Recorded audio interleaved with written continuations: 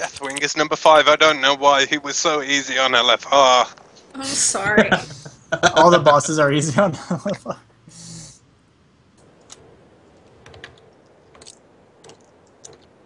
Lei Shen's actually pretty challenging on LFR, but once you get him down, he's cakewalk. Okay. I love how when I get to that, I'm just going to keep saying, come on, guys. Dun Now then. King.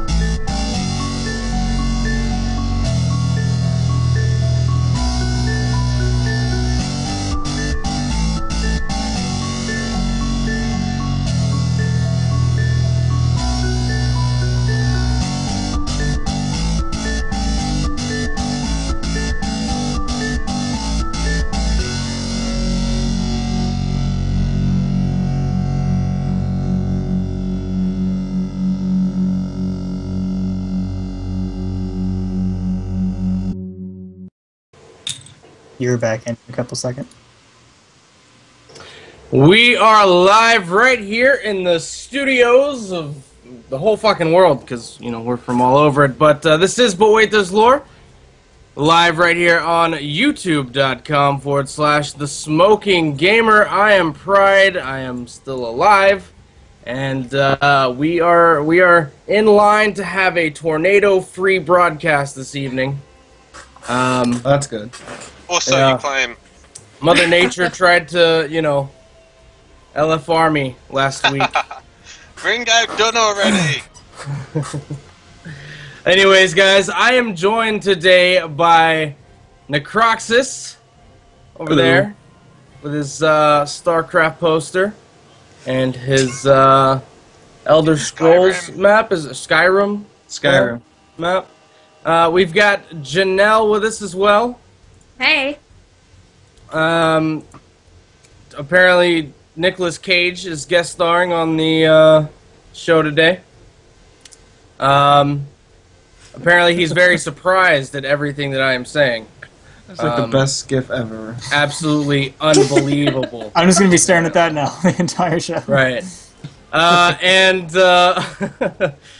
Of course, we've got Howitzer. What's going on, Howitzer? Nothing much. Just really I just hot noticed out. we didn't have an intro. What's Did the deal we with not? that? Did we We not didn't get have the an intro? intro? No?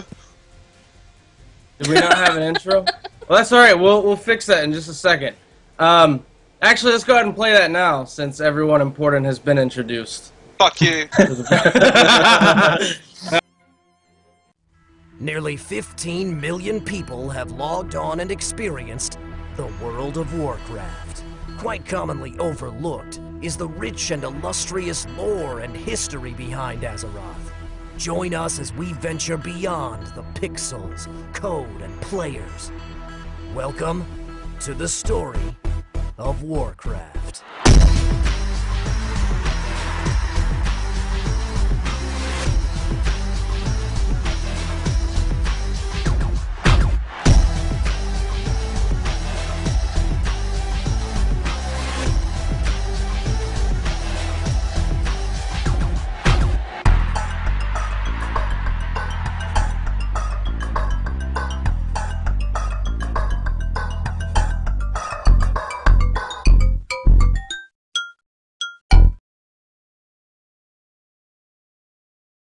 Why does Dunn look like a terrorist? Lol, Dunn, you're a star. You're a moron. Shut up, Rioris. Shut up, Sick- Rioris. Sick and tired of your shit. Oh, now I can't drink. Did not think this costume through. Mm.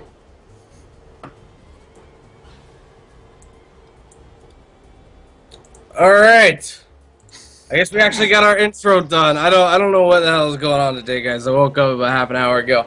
I do want to go ahead and say that today's show is going to be probably short, and it's going to be very, very casual and laid back. I, of course, have been...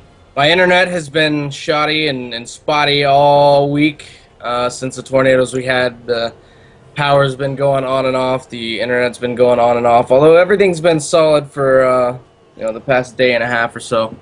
It's stayed on pretty much entirely. So, but we really just haven't had a time to get together as a collective group and talk about the show. We did manage to get a top 10 done, though, so we'll get that.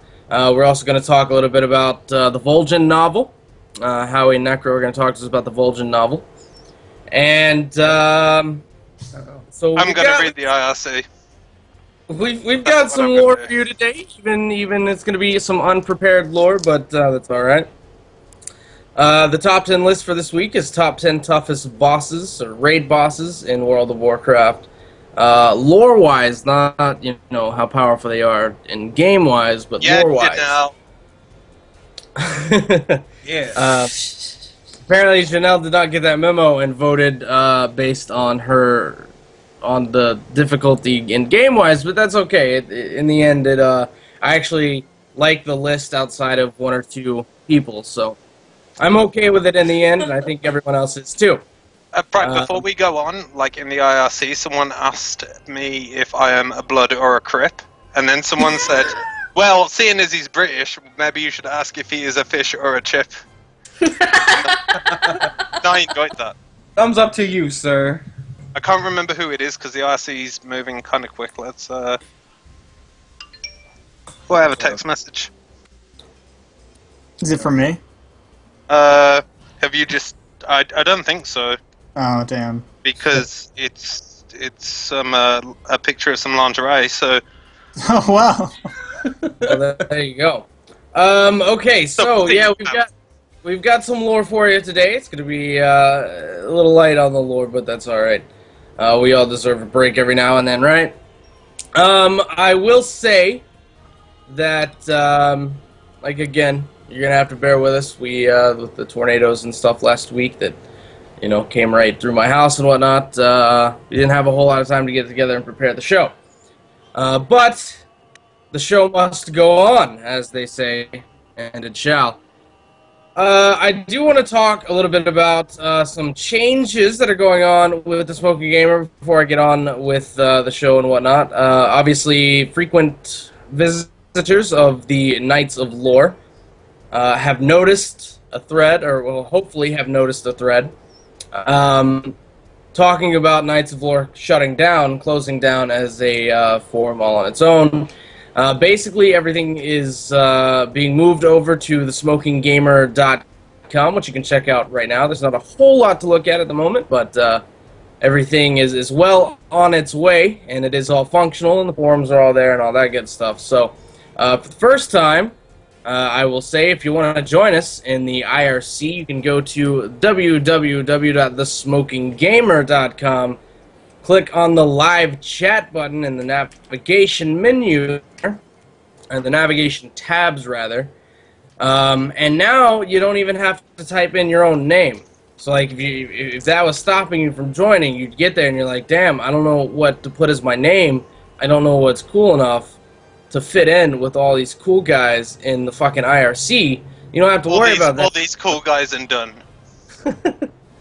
Because it just gives you a random assigned number now. Like you're in prison. It's fantastic for everyone.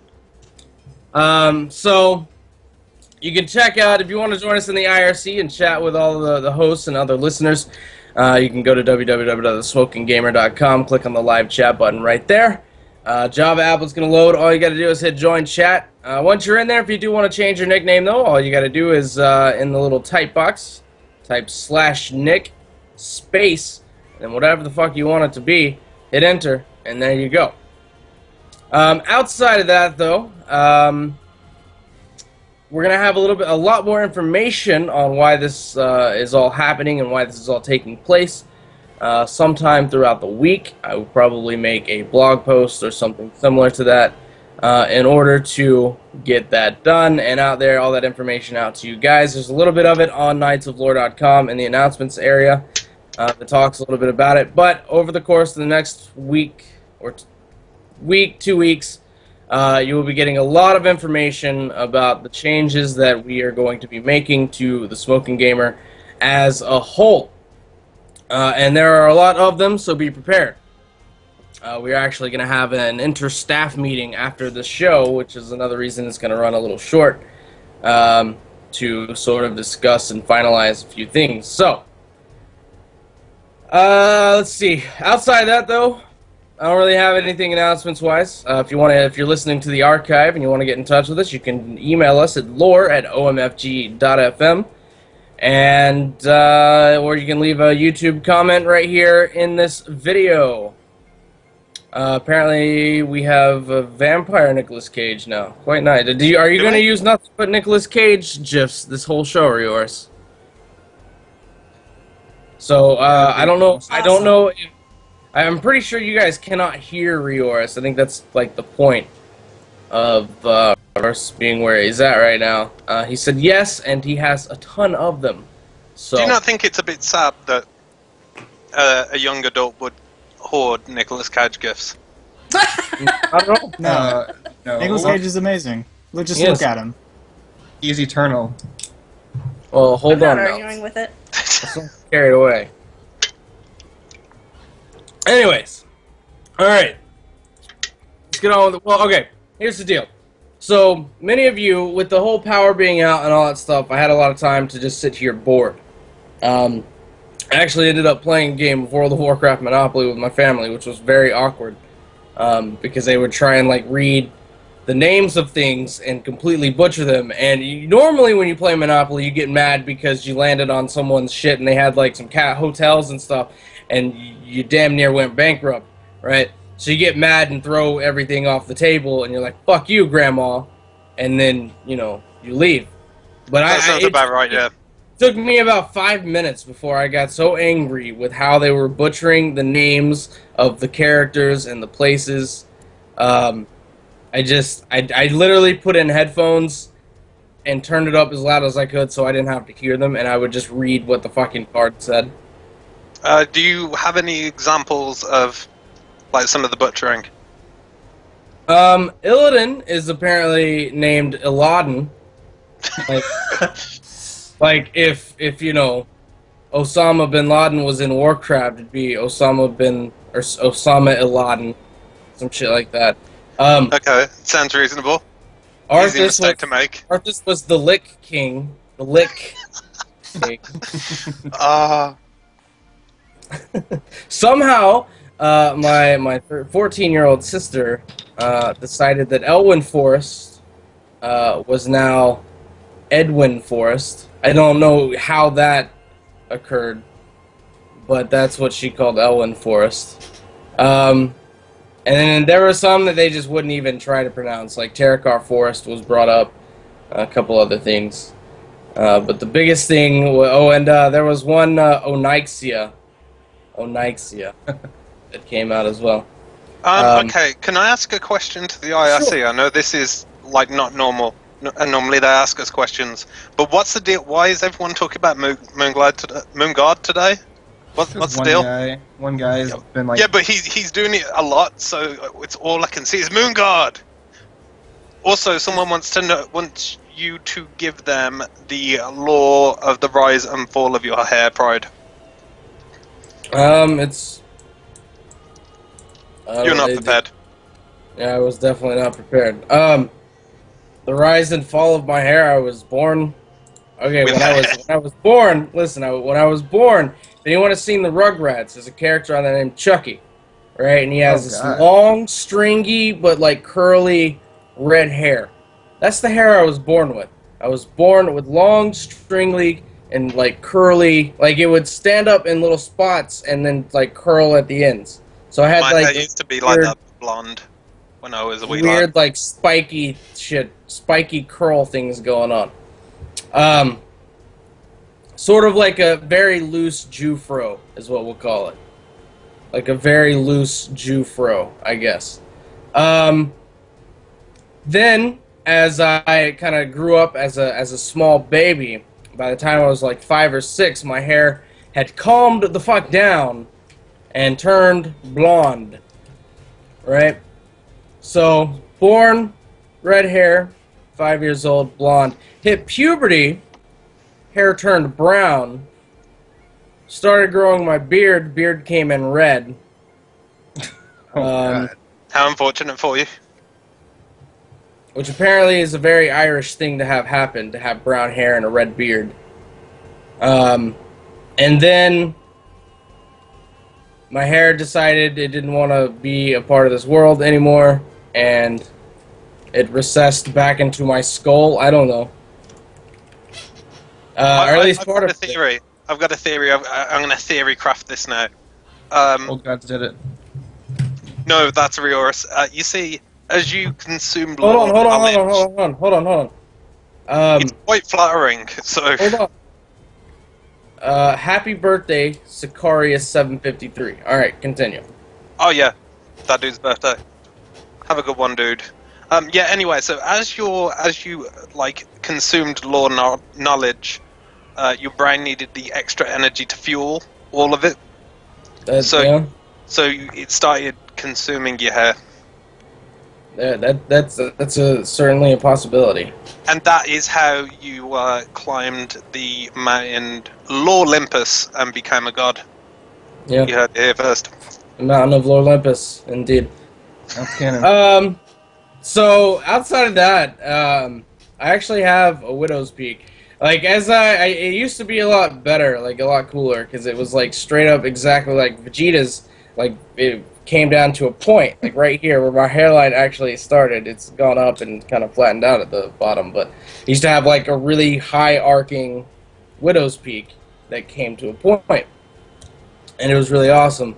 Now it's just now it's all going away, but I don't know. From what I've heard and has been confirmed by several women, Widow's Peaks are apparently a thing.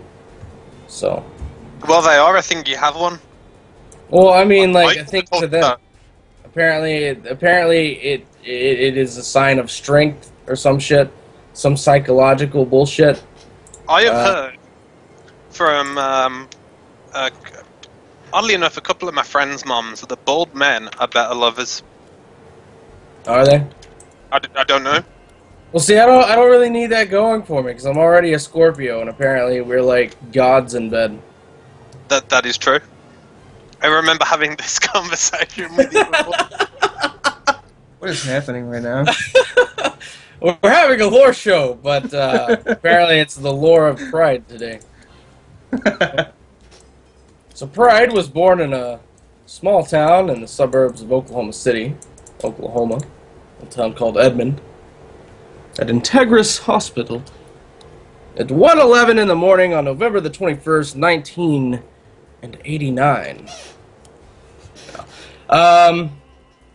So yeah, I guess that's the lore of my hairline. Outside of that, though, while I was sitting out there, you know, with no power and the power going on and off, I was playing the World of Warcraft Monopoly game, and decided after that game, because I won it, by the way, that I wanted to play World of Warcraft. So I went to bed, and I said, tomorrow morning when I wake up, the power is going to be back on. And I'm going to go play WoW. I'm going to resub to WoW. Well, I woke up, and sure enough, the power was on. But apparently my internet was not. So I had to call the internet company, and then I said, look, my power's back on. And so, because apparently when the power goes out for that long, basically the cable company just shuts their shit down. So I guess it's not sending data. I don't know exactly why. But apparently if the power is out for extended periods of time, then we're supposed to call them when our power's back on so that they can turn our internet back on. I think they do it so the automated system won't charge us or something. I don't know. So I had to call them and get the internet turned back on, which they did, and then I resubbed to WoW and played. And I actually am having quite a bit of fun. More fun than I definitely thought I would. Like, I figured I'd go in there, play for a little while, and then, you know, leave again. But I've actually kind of gotten back into it quite a bit, and I'm enjoying the hell out of it. You know, when I started, I resubbed, I only had one level 90. A couple days later, I now have 4. So, that's nice. Shit. Of course, they all had, like, ridiculous amounts of rested experience, so that helped quite a bit. Plus, you know, being level 25 guild, and basically I just maxed out my experience gain as much as I possibly could. But, because you leveled your mage, didn't you? Instead yes. of playing your paladin. Indeed. And then today, of course, I found out that the 5.3, the Alliance quests, come with probably the most amazing title ever. Oh, and so I spent all morning getting all of my characters the title of the Horde Breaker. So now I'm trying to rush all of my other ones to level 90, and my Shaman and my Druid to level 90, so that I can get those titles on those guys as well. Granted, I've got a long way to go, as my Shaman is only level 40, and my Druid's only level 35. And I don't know how long this title is going to be available. I don't even know if it's actually what Necro told me this morning. He said that it's not going to be able to, you're not going to be, or someone told me I'm not going to be able to get it after 5.3, and I don't know how long it's going to be until the next patch is out. So, About a month, maybe? A month or two? They said that the Baron stuff is not going to be permanent, but I think that the quest chain that gives the title is always going to be there. Yeah, but you have to do the Baron's part of it Oh, that's true. Maybe. in order to get it. However, I will say that the way that they've done this, there aren't really that many quests involved, and we'll get into some lore in this real quick. But Right. with at least for the Alliance side, obviously I don't know about the Horde side because I don't play the Horde because I'm not dirty and filthy. Oh, But the Alliance side, basically, you go talk to Lorewalker Cho, and you do the two scenarios, Blood in the Snow and the Dark Heart of Pandaria. Both of which are actually really fun. I enjoyed them quite a bit. It was really, really awesome to see Moria and Varian kind of interacting the way that they did.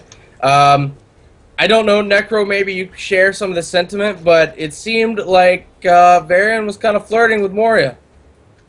I kind of got that feeling. I don't know, maybe. I'm not saying that they're gonna, like, go have fun or anything. I'm just saying that it just kind of felt like Varian was getting, a little uppity with Moria there. Very, trying to, like, bring her in and embrace her,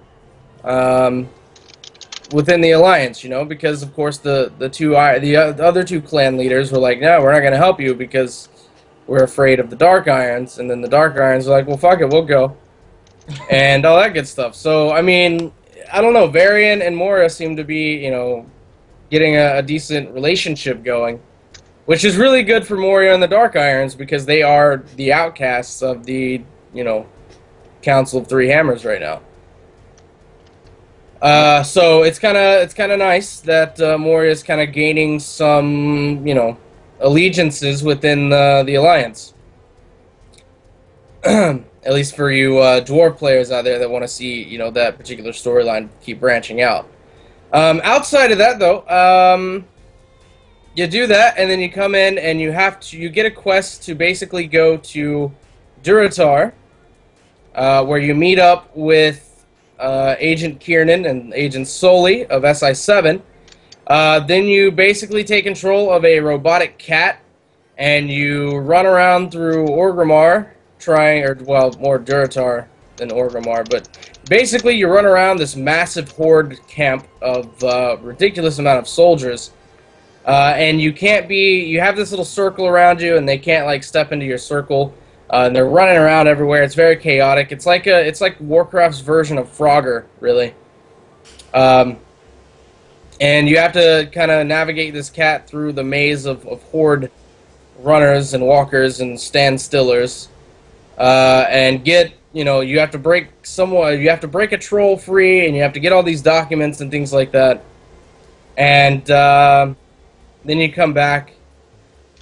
Basically, the whole point is that you're discovering the weaknesses, and I know Necroxus talked quite a bit about what I'm talking about last week, but I'm just trying to relay that I actually had quite a bit of fun, and the quest designs are actually really awesome. But real fun, for me at least, came in this morning when I started doing the last part of this little quest, which was the Barons, or Battlefield Barons, which you go through there, and apparently they're dredging for oil, slaughtering beef and other animals for meat, harvesting lumber, and I guess mining stone, I guess. Yeah, stone. But anyways, you have to get a ridiculous amount of all four of these particular elements. You have to get your lumber, stone, oil, and meat. And Vol'jin is actually the one that sends you out on this quest, and basically you go and you gather all that stuff, and then you come back and you hand it to him. Then a weekly quest is made available, also called Battlefield Barons, and I think you had to get like 25 or 50 the first time around, but this time you have to get 150 of each, which, seems like a lot, but it only took me about 2 hours, and most of that was actually running around with a bunch of other random Alliance folk. And there's several ways that you can get all this stuff. You can go to where they're doing all this stuff individually. There's 4 little camps spread throughout the Barrens that has, you know, any mob that's inside there will drop that type of resource, and then you can loot that, and it usually takes probably about 100 kills in every one to get your 150, as some of them drop more than one. Then you can go out and you can protect Alliance caravans that are traveling through the Barrens. Another way is to go loot caravans of the Horde that have been pushed over or have been raided by the Alliance, and all the cash and prizes of that particular caravan have been spilled out, and you go and you collect it. Or, my favorite part, you can basically do all these miniature raid bosses, or world bosses called commanders, Corcoran commanders. And they've got different ones that all have their own set of abilities and things like that. And it's, of course, faction tagged, so you don't have to be in a raid group. You just kind of show up where they show up on the map, and you just start fighting. I did that for probably about 2.5, maybe 3 hours. I had my 150 fairly quickly, probably about an hour and a half into all that. And I just kept doing it because, you know, there's going to be another weekly tomorrow or whenever that I'm going to have to do it all over again. So I've just been kind of going out there, you know, sporadically and picking that stuff up and saving up. I think I've got over 1,000 of each at the current moment. I've got a ridiculous amount of these particular resources, so I'm pretty set. I like where my future is headed in regards to that. But anyways, the whole point, and I know I'm being super long-winded, but I'm trying to waste time to give you as long of a show as possible. We are gonna have to take a break, but the point I'm trying to get to is if you're like me and you were, you know, kind of tired of WoW. I don't know if maybe it was just the right time for me, or maybe it's just that, you know, there's a good solid storyline that you can follow that's a lot of fun, that's well designed, and isn't full of, you know, ridiculous filler content that a lot of other storylines seem to be. Then it might be a time to go ahead and resub and see if it's any better for you, because like I said, I resubbed, and I didn't think I would be, you know, as back into it as I am. I'm actually very excited to be back into WoW at this point. Granted, you asked me in a month, and I'll probably quit again, but that's all right. Well worth the $15 for me, I suppose. But we are going to head to a break. When we get back, Necro and Howitzer are going to talk to us about the Vulcan novel. So, we will return right here on Boether's Lore on youtube.com/The Smoking Gamer momentarily. Take us out, Riors. Thanks for listening to But Wait, There's Lore.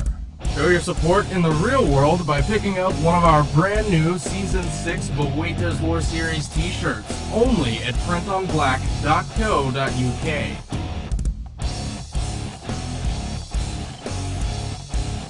Order before July 31st for a chance to win this exclusive TSG Jade logo shirt. Want to stay up to date with all the latest happenings around the Smoking Gamer and its crew? Well, be sure to follow us on our various social media platforms, including Facebook at facebook.com/TSGamer, twitter.com/Pride1G, or simply @Pride1G. You can also check us out on Anook at anook.com/page/TSGamer. And of course, you can always come and join the fun over at www.knightsoflore.com. Again. We are back right here on Boether's Lore, not on Nordisaur Radio, NordisaurRadio.com. We are back right here on Boether's Lore on youtube.com/The Smoking Gamer. I am Pride, joined by Howitzer, Necroxus, Janelle, and Dunn, who have all had absolutely nothing to say because I've been a long-winded bastard and took up the whole first half hour of the show. I'm looking for the bat done signal. Yeah, well, it's not going to come quite yet because we're going to hand it over to Necroxus and Howitzer, who are going to talk to us about the Vulcan novel and some information that has come out on that. So, good sirs, please take it away. That was incredibly smooth. Wow. Yeah. So Howie, go right ahead, Howie. Oh, why? Thank you. Take it away. So we all knew that there was a Vulcan book coming out. I hardback, you know, not like the ones that have been coming out now where they come out in parts, but one solid book. And it's called Vol'jin, Shadows of the Horde. And basically, from what we can tell, it's being written by Michael Stackpole. That's a new guy when it comes to WoW lore books, isn't it? Yeah, I was gonna say, I don't think he's done any WoW books before. I think he did a different franchise. I'll look up his past books. Yeah, while you're talking, yeah. Mm-hmm. And it basically what it is, it takes up from when Vol'jin was about to be assassinated, or right after the assassination attempt, to where he is now, which is leading the rebellion. And basically this is his point of view from point A to point B. And they gave us about I would say, the equivalent of 2-page preview of what the book would be. And I read it, and I believe Necro read it, and if he didn't read it, he sure had a lot of things to say about it. So, which is how come he's my co-star for this segment. So, Yes. What did you think of the preview? I mean, it was nifty enough, I guess. I mean, I don't know. I like Vol'jin as a character. It's just... It's the story takes place mainly, like how he said, after 5.1, from all accounts that we know from leaked information so far, basically until 5.3, maybe even stopping at 5.2. My problem with that is that already happened in the game, and basically all of the important information has already been told to us, which is why I think they're also including... There's a big flashback to when, the origins of the trolls and stuff like that, and honestly, if I had to be candid about it, I think the only reason they're adding that is because a lot of what they're telling in the present has already been told. So, I mean, it's great that Vol'jin has his own book, but personally, I don't think he can carry a book on his own. For the record, he wrote the X-Wing Star Wars Extended Universe books. Okay, so he did. I was right. He wrote a different franchise, not of Blizzard, but of. He also did like BattleTech. I don't know what BattleTech is, but he did some stuff on that. He seems to have written quite a lot actually. So, and the X-Wing series is really good. So, yeah. Yeah. So basically, what this story is that we were told that I just read this part again. It's about his attempts to regain his power along with an Alliance soldier that apparently he's going to have a love affair with. No, I'm sorry, just be friends with. So he's just going to be friends. Crazy. Yeah, really, Vol'jin and the Alliance soldier, a love affair. What is it? What race is it? It just says in Alliance. It just says in. Let me see if I can find exactly what it is. A mysterious human soldier. So it's gonna turn out. It's Tyralian. It's Tyralian. It does say a mysterious human soldier, so I mean, I'm sure it's going to be someone with some type of power or some type of name going to be themselves. Absolutely no one important. Yeah, but they're will very be totally mysterious. irrelevant after the book is over. Yeah, those are going to be the two. Those are the two options: someone super irrelevant or someone super relevant. I mean, or what if it turns out that it's Rathion and he's doing something from behind the scenes and he's appearing as a human soldier, because we know black dragons like to appear as humans. So that's my crazy theory, and I'm sticking to it until it's inevitably wrong.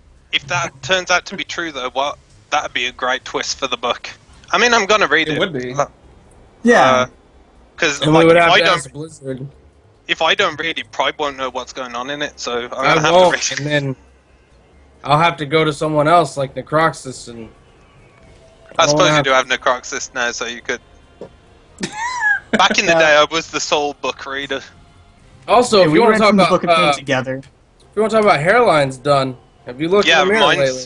Yeah, that's like I mean, people who don't know or don't remember, like my hair used to be down to like here, and then but like my hairline was receding up here, so I was like, fuck it, it's all going. It's gonna start looking really silly soon, so I shaved it off. But in the preview, he has a flashback of the Zandalari when they were back at the height of their power, and it's just a vision, so he's not actually there. He didn't do any weird time traveling shit like in the the current aspects of whatever. The one that no one really likes. Dawn of the Down to the Aspects. aspects. Yeah. Which, by the way, the last part is out in 6 days, I think. Well, we'll talk about it in 6 days then. Well, Yeah. we So- won't, because in 6 days it will be Thursday, maybe? We'll talk That's how about it next days show. work. So yes. Yeah. If it comes on the 13th, then we will be able to talk about it on the 14th. Yeah.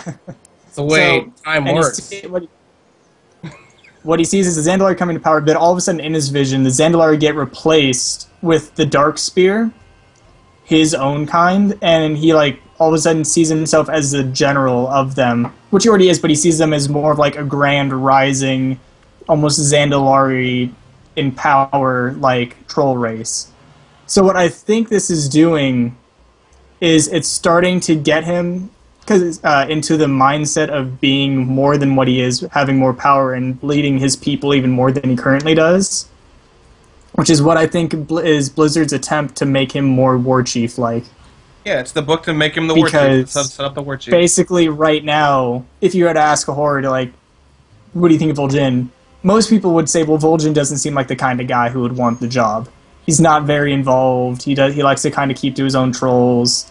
But now I think with this book it's going to boost him up and put him so that he actually is in the mental state to take up the reins and lead the people to the kind of horde that he wants to see and get him up, which I think is what they're going to do, and that's the whole point of this book, is basically this is why Vol'jin gets to be War Chief book. Which would upset me, because I mean, as a horde, I don't want Vol'jin. I don't know if Dunn feels the same way as a fellow horde, Who but do you want? And who else do you have left? We have lots of Sylvanas people. isn't going to get it, so just take her out right there. Yeah, Sylvanas she's is too never going to crazy. be worth well, I didn't say I don't want to give it to Sylvanas because that puts her too much in the spotlight. You know, she won't be able to do what I want her to do, which is take over the world. But Which is do whatever she wants without any Yeah. consequence, like she has too been much the whole spotlight time for already. that, so she doesn't want the job. Who would Uh, you pick? I know who I'd pick. Who would you pick? Okay, well, then? he's dead. Who? What? You thought you You're were going to say Broxigar. I was gonna say Sarfang, actually. Yeah, Oh. I'd say Sarfang's a good choice. I'm I know a lot sticking of with people want, Vol'jin. Rexar. See, this is the thing. Goel. Only Alliance people want Vol'jin. No, I think it's because he's the only logical choice. Sylvan- No, I still want the Blood Elf King. I like him. Lorthamar. I Yeah, would be what's okay. him? I don't think it's gonna be Lorthamar, but I'd be more okay with him than I would be Vol'jin. I thought Okay, he well- made a lot more sense than Vol'jin, and I still do. No matter what they Lord do with Mark this book. Kenobi would make a great war chief. Here's the thing. Sylvanas is too evil. Bane is too young. Lorthamar really only cares about the Blood Elves. I mean, even though he's like, yeah, rebellion, he only does it because Jaina kind of forced his hand, and now he has no choice but to go back into the Horde. So Lorthamar, I mean, his whole thing is he's like, yay, Blood Elves, I'll do whatever for the Blood Elves. He's never been like, I love the Horde as a whole. He's basically like, well, the Horde's the only group I have, so I guess I'll go with them.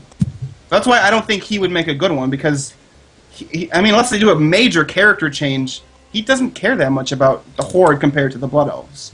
No, but Actually, I would say, based on what I read and what I heard him when I was doing this particular quest line, he loves the Horde quite a bit. He has to because of what happens in 5.1. Because Jaina forces his hand from going back to the Alliance with the Purge of Dalaran. After that happens, then he's like, all right, I'm full steam into the rebellion. But I think people dismiss the whole point that he was about to leave the Horde. Like, him and the Blood Elves were 2 feet out the door until Jaina slammed the door in his face. And that's basically what happened. But it is If he- shut, so I still think he makes sense as a leader now. And even before that, you know, the only reason he was leaving was because of Garrosh. So even if Jaina hadn't slammed the door in his face, you know, maybe this whole rebellion would have pushed him back to be able to take the reins. I mean, he is a leader, and he's not a bad leader. He would have made a good war chief, in my He opinion. also cites the Forsaken, too. He doesn't know why they still have an alliance with them. Because Sylvanas Well, is just, like, that's- bullying him now. That's the other reason, though, is beyond Sylvanas, is their connection with the people, not the leader, is stronger than the other war chiefs or leaders. Well, I know me and Necro had a back and forth on this And we started getting into an argument where I said, well, you know, I could see at the end, I honestly doubt we're going to have a war chief at the end of 5.4 after the Siege of Orgrimmar, because that just seems like to root up, to completely root someone out and then be like, okay, who's next? That doesn't seem like a good idea right now for the Horde. So what I think is going to happen is either we're going to have a lot of downtime without a war chief, and in the meantime of replacing war chief, I think we're going to have like a council-ish kind of area, like what the Alliance was before this, which was, you know, they all had equal power, they all had a say in everything, and no one was actually the main leader. So I could see that being a temporary fix in the meantime until, you know, we start having for sure things. I would honestly be shocked if we put in a war chief the minute or in the same patch that we root someone out who just basically took this position and just completely just showed all the flaws with the entire system. Well, like I said when we were talking, I think people kind of have lionized the position of war chief because Thrall, admittedly, Thrall was a good war chief, but there were war chiefs before Thrall, and they weren't the best leaders. I mean, one of them was a complete puppet of Gul'dan. So yeah, but I think one of them was also Doomhammer. that's true, which I'm saying it's good and bad, which is the whole issue. Which why I agree with Howie. I think Garrosh's tenure is like the whole reason why the Horde has to realize having absolute power with one person has not always worked out for them, and when it goes bad, it goes really bad. Yeah. Well, I don't know about all that because I was too busy mocking Nicolas Cage, but I'm still sticking to Vol'jin as war chief, and I'm still sticking to that he loves the Horde based on what he said. He loves the Horde that he says this, that he and Thrall built together. Him and Thrall together. Like, Vol'jin did shit. Vol'jin did quite a bit, actually. Nah. But I like that there's like absolutely zero mention of the Tauren and all that, but that's neither here nor there. Yeah. I mean, he does have love for the Horde, but he doesn't have love for what it's become. And I think that he is going to see himself as the only person that can fix it, the only person that can take it back and put it back on the right and proper path that it was supposed to be when him and Thrall, you know, made this Horde, made this pact together to fight alongside each other and to have each other's back. And he said the Horde is supposed to be family. That's what the Horde means to him. It's family. That's what having Thrall said. someone there when you need them and if you need them, you know. And then you ask him again, and he said, you know, what is the Horde to Garrosh? And I don't know exactly what he said, but basically it comes down to, you know, the Horde is just a means for Garrosh. I'd like to raise a point made by YouTube chat by a Raymond something or other. Sorry, dude, I'm not going to even bother attempting to try that. But Raymond Scridge Reviver. That's the one. Vol'jin could not handle Garrosh. On what way is he going to lead 1,000 Garrosh-like troops? That's because Garrosh's personality is not like a rare thing. Like the younger bloodthirsty orcs are just like him, and that's why they like him. So that's a good point. How's Vol'jin, if Vol'jin is the war chief, gonna yeah? Done. Look into the camera. Rioris wants us to look. He wants us to look into the camera. Stare Snapple said. into the soul. Snapple said that. Stare into the souls of the viewers and listeners, and really Be creepy. grab Yes, it's their better that way. attention. I'm trying Grab not their to attention. because I've been And reading the IRC get- and people get like real- I get really creeped out when Dunn stares at real the camera. close, and just really look at them and see them in their beanbag chair, naked, eating Cheetos while listening to the talk. I can see you. I see the real you. Anyways, so that aside, that's what I'm sticking with. I'm sticking with it being, you know, Vol'jin as the Well, I next. mean, I guess I we'll don't think find anyone- out soon I don't think enough. yeah, we will find out soon enough. But that's that's beside the point, I guess. Now I want to hear myself talking about all this. But anyways, so what else is there on this whole Vol'jin thing? Are you guys done with that or what? Oh yeah, much. Vol'jin. If he's war chief, I'm gonna just be upset. So, and I can tell you right now, this book is gonna be the Vol'jin's gonna be war chief book. Yep. So, Yeah. I mean, we'll see when more comes out. I mean, that's only a page and a half, basically, of information that we got. So, who knows?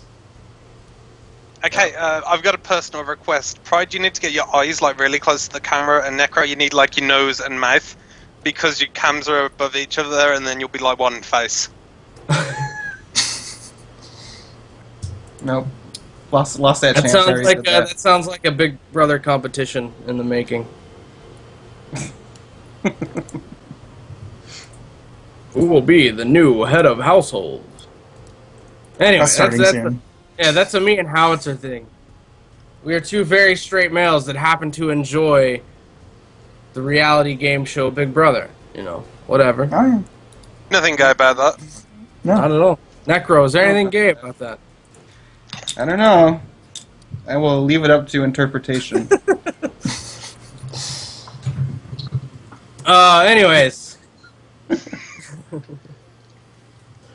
That gift people, needs to be because changed. I put my camera all up close. The scar on my forehead. This one right here, I guess, is the one they're talking about. That one. Is that your Yeah. wrestling scar? That is Your my wrestling scar. that's my wrestling scar. That's my what we call a cut line, or a gig line, gimmick line, whatever you want to call it. Basically, whenever you bleed as a wrestler, like whenever you get busted open, as good old JR would say, we really have these little razors that we tape around our thumbs, or tape around somewhere, hide them, and then we poke it out of the tape, and then we just wipe right here, like that. See, I always had mine on my finger like this, and I would just push it up, and then... I like how you said, I'm a finger like this, and your finger never came up into view of the cam, so... Hold on, where's my face on the actual camera? Oh, well, that's because it's on the thing. But anyways, the point is that that's what that is. That's my cut line. We cut the same spot so that we only have one scar. We don't have like a bajillion scars on our forehead. Just unless you're Sabu. Yeah, that's true. A lot of wrestlers actually have that. Older wrestlers have that big blotch right here of like scar tissue. But anyways, yeah. If that's gonna be it for the Vol'jin deal, then we'll go ahead and head to break. When we get back, we'll go to our top 10 list, top 10 most or top 10 toughest lore, top 10 toughest raid bosses in the lore. When we get back right here on youtube.com/thesmokinggamer. Yours, take us out, my friend. Want to stay up to date with all the latest happenings around the Smoking Gamer and its crew? Well, be sure to follow us on our various social media platforms, including Facebook at facebook.com/tsgamer, twitter.com/pride1g, or simply @pride1g. You can also check us out on Anook at anook.com/page/tsgamer. And of course, you can always come and join the fun over at www.knightsoflore.com. Thanks for listening to But Wait, There's Lore. Show your support in the real world by picking up one of our brand new Season 6 But Wait, There's Lore series t-shirts, only at printonblack.co.uk.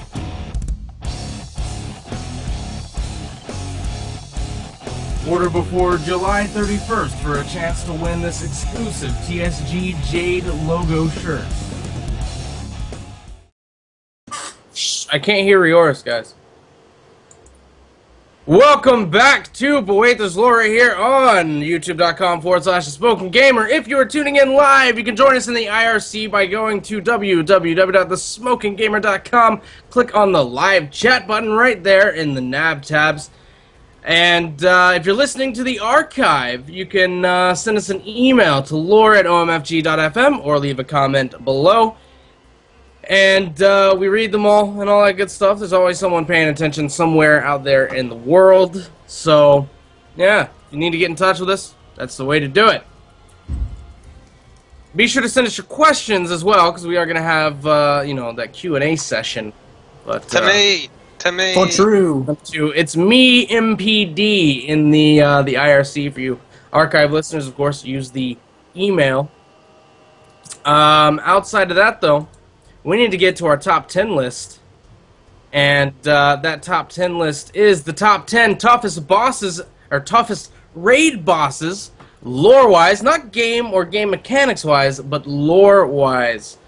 This is the top 10, starting with number 10, Necroxus. What is it, and why are they on this list? But Necro, before you start, I'd just like to mention this was submitted by, well, I guess the Smoking Gamer's very own, not Knights of Lore's very own anymore. It's the Smoking Gamer's very own Vandalia from the chat. So yes, and Vandalia, I know that we said that we're gonna have the people that we took the suggestion from to have vote. Obviously, we couldn't do that this week because we didn't actually finish the voting on this until like what, noon today.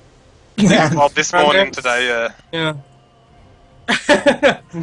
And then Rioris had to quickly go and make all the graphics and everything for it. So we'll get you in next week's vote, Vandalia. Also, remember subscribers to I guess thesmokinggamer.com now. Anyone that's subscribed to Knights of Lore when the change officially happens, not that you won't be affected by that. You'll just no longer be Knights of Lore subscribers. Will be thesmokinggamer.com subscribers. So. You guys will obviously, all the subscribers will have a chance to vote as well. So there's that. It's $1.99 a month. I haven't mentioned it today. I'm not really too worried about that, but I don't know. Anyways, we've been told to stall because Dunn had to pee, but I think we've got enough time. So, Necro. Alright, number 10 is Ra-Den. And interesting fact, his name Ra-Den is only called Ra-Den for the Mogu. His technical name that we're told is actually Ra, and that is from Rathion, who tells us this. Ra-Den is a Titanic Watcher in the exact same vein as Freya, Hodir, Loken, Mimaranthorn, all those good guys. Algalon also, I guess you can throw in there. Yep. His location was in the engine of, I believe it's called Engine of Nakshala, in the Mogushan Vaults. For those who have raided in this expansion, when you go into that raid, you fight the dragon there, whose name I can't remember, the sparkly dragon. That is where Ra-Den was. Elegon. That's where Ra-Den was. Lei Shen, the Thunder King, found him, ripped out his heart, and that is how Lei Shen acquired his powers over Thunder and Lightning. Because Ra-Den, his title is the Fallen Keeper of Storms. So obviously he had the power of Thunder and Lightning. Lei Shen stole that. That's why Lei Shen is so powerful and such a dangerous threat when he comes back. Eventually we do encounter Ra-Den as a raid boss in the Throne of Thunder. He is the heroic only mode final boss. After you beat Lei Shen, basically he works the same way as Algalon works. When you engage him, he's basically jaded and says, this world's corrupted and you can't save it, so I'm going to kill all of you and then I'll go do what I have to do to save the world. As you fight him, he begins, have a new perspective on the mortals, and finally he says, you have earned your right, just like Algalon says, you've earned your right to try and fix your world, but beware because, this is his quote, there is a yawning chasm of darkness beneath you, mortals, vast, endless, and all-consuming, and I do not believe that you can correct this doomed course, but you have earned the right. And then he leaves. So that's Ra-Den. Basically, he says, You can't do shit about it, but you've earned the right to try. Pretty much. Yep. Oh, fair enough. Fair enough. Moving on, number 9 on the top 10 list of the toughest raid bosses, lore-wise, in the World of Warcraft. Howitzer. Who's number 9? That would be Algalon the Observer. It's Basically, like we just had an Observer on the list. yeah, you think they wouldn't be rated almost the exact same, but people surprise you. Basically, Algalon was sent here by the Titans after Loken died. Because basically Loken, if I remember right, his death activated like basically a fail-safe program, or whatever the Titans do. And his task was to go there and basically see what's up on Azeroth. So one second, you're saying Algalon is a product of the Titans running SavePlanet.exe? Yes. Yes. And then, okay, excellent. And basically, if Algalon was like, yeah, this place is fucked, they'd have to re-originate the planet and cleanse it, which means killing every living organism on Azeroth. So, and he was basically set up in Ulduar. He was you could see him if you did the, the heroic 25-man runs. It wasn't so much, it was hard mode because you had to do hard mode. certain... No, there's a difference. Toggling heroic was not as fun as doing hard mode because you had to do fights just retarded. Oh, that's right. You couldn't use the special bonuses. You couldn't use any... And you had to press Mimiron's red button that says, do not press this button. I remember that. I never did it, but I remember that. It was so fun. Especially when people pressed it when you were not trying hard mode. Yeah, but basically, he's in the same ballpark, and after you defeat him, he basically is like, okay, I'm gonna just watch you guys and see why you guys are so awesome. So, we never actually defeat him, he just kind of goes away and starts questioning his morals. Yep. And that's why he was number 9. Alright. I just asked in the IRC, I said, let's play a game. If anyone guesses who number 8 is on the list before we actually get to it, then they will get a free month of subscription. Considering we are about to reveal number 8, I'm going to say that no one got it correct, and it was quite obvious, I feel anyway. Dunn, who is number 8 on the top 10 list of most toughest raid bosses in the lore? There is only one man. There is only one man who it could possibly be, and that is Lai Shen, the Dunder King. The Dunder King! Oh, God. I feel if you'd have told them that I was, I was saying who it was, someone might have got it. Lai Shen is a tough motherfucker, not only because he punched out Raden and stole his heart all by himself, but he also pretty much made everyone on Pandaria his bitch. He'd show up places and people would run away because they've seen his helmet. Though I never did quite understand, let's build a wall to keep them antidote. That never made sense to me, but I didn't say it was the smartest. He is the toughest. Oh, well, it's not like the Mantid could fly. Oh, wait. The thing is that the armies of the Mantid, when you go to fight and you lose your wings, you have been in so many battles that you're a veteran. So the ones that are the most powerful cannot fly. So, and plus they had the big Kuchangs, which are those fucking gigantic things. And those can fly? Yeah, that's true. One flies up to fight you in the Thingy of Fear raid. But Lai Shen, he's a pretty badass dude. He wields the power of a Titan Watcher, and he doesn't afraid of anyone. He makes lightning dragons for fun. I can't remember his name, but there's a Cloud Serpent lightning elemental thing, and it's one of the world bosses that isn't Undasta, the big dinosaur. Oh, Stormlord Nellic. That's the one. Lei Shen made him. Yep. Dark Animus, Lei Shen made him. What's the other dude? What's that demon thing? Dumaruru. Yes. Dormammu. Durumuru. Durumunu. Lei Shen made him as well. Fucking Primus. Lei Shen, okay, if there's anything in Throne of Thunder that isn't a troll, Lei Shen probably made it. He is powerful. Thunder magic, making alive, chilling. I think he should have been higher, but Well, Also- we have like super heavy hitters coming up. that is true. Indeed. Well, the IRC already knows who number 7 is. Someone did manage to guess number 7.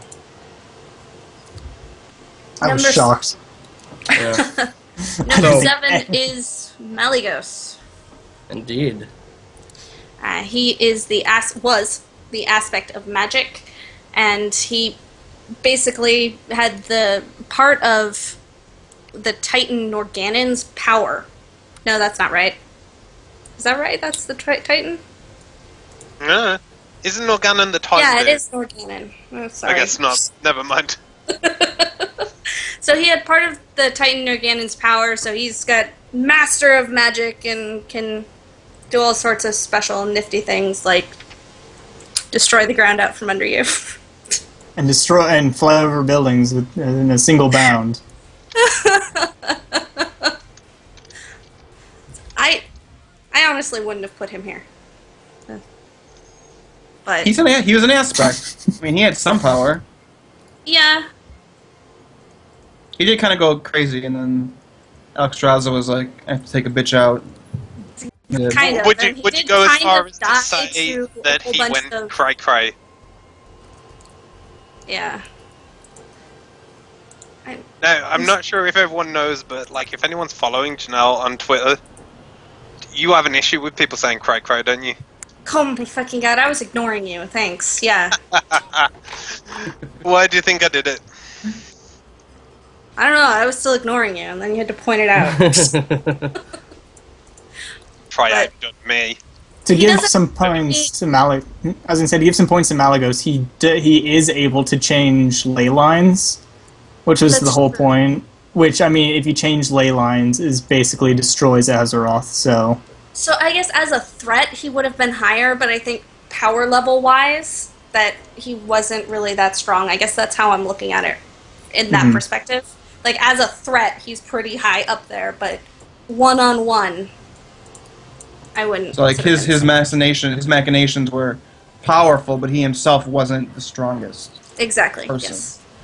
And because he only has, this power over, magic. That's really. Who'd won that? Sounds useless. I mean, I want that. Power over magic. Give that to me. Terrible. Make magic a thing. And not kill everybody? Can we go with that? I like that. Maybe. Okay, so moving on to number 6. Right now, I mean, I'm looking at the IRC. The same person who guessed. Okay, I'll say this. I'm looking at the IRC. Everyone is trying to show what they think the list is going to be. I've got one that says Kill Jaden at number 4, the Lich King at number 5, Ragnaros at number 1, Deathwing at number 4, Kill Jaden at number 3. And then they wanted to play the game again. So I said, sure. Well, who was number 6? Oddly enough, I think someone is cheating, because Taryn is the guy that got the original one. Number 7 also was the first person to correctly guess number 6, which is, of course, Deathwing, the black dragon aspect. Deathwing, of course, we've talked a lot about Deathwing recently. He just had his own expansion, more or less. Deathwing, of course, is a dragon aspect, part of the original 5. He is supremely powerful.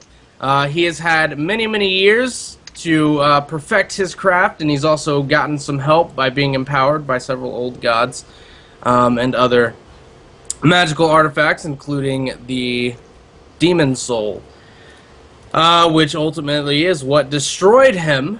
So basically, Deathwing, more or less took the combined power of Thrall, arguably the most powerful shaman on Azeroth. It took the power of the 4 other dragon aspects, who are in their own right quite powerful, even with the fact that they've had a lot of their power, or had a lot of their power taken away by Deathwing and put into the Demon Soul. I mean, you put all that together, plus it took, you know, random groups of adventurers and other heroes along the way. Deathwing, pretty significant force to reckon with there, and that's why he's on the list. And I would like to point out that Deathwing is only number 6 on the list. There's 5 people that are more powerful, according to us, than him, that we've had to fight before. And of course, we are the authority. And we are. Of course we are. But for number 5, we'll bring it back to Janelle. And she's going to tell us number 5. Number 5 is the Lich King. Arthas turned into crazy guy, pretty much. So, everybody knows who the Lich King is, but he's got Frostmourne and sits at the top of his throne with all his superpower controlling the Scourge. And do you want me to go into history of Arthas? I mean, people don't know Arthas. I wouldn't bother. I think that just says, like, Arthas, Lich King, Frozen Throne, Frostmourne, done. Let's move on. Yeah, that's what I was thinking. I was like, wait, what else do I say? But I guess now Bolvar is the Lich King, so if you're talking about Bolvar Lich King, he's a lot lower on the list again. He's weak sauce. He's not a right Exactly. Yeah, we're talking Arthas. Exactly. Lich King. Arthas is... I like where he is on this list. He's right in the middle with Frostmourne and being crazy badass. Yep. I would also like to point out, before we get to the bottom half here, the bottom 4, that we voted on this list, and the list had a total of 65. Like had every boss. That's 65 bosses that we all voted for, or voted on, rather. Which, it's always interesting to see how different it actually comes out in the end. Which really, for this one, only the bottom, or the top, or the...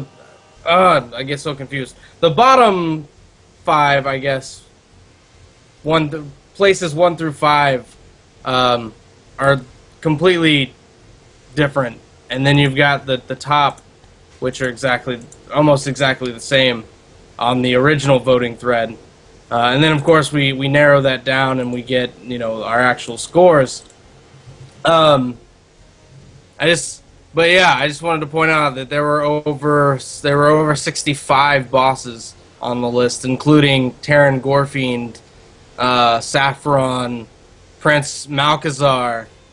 You know. And my personal favorite, what was his name again? Yeah, my personal favorite, can't remember the name, but what was he?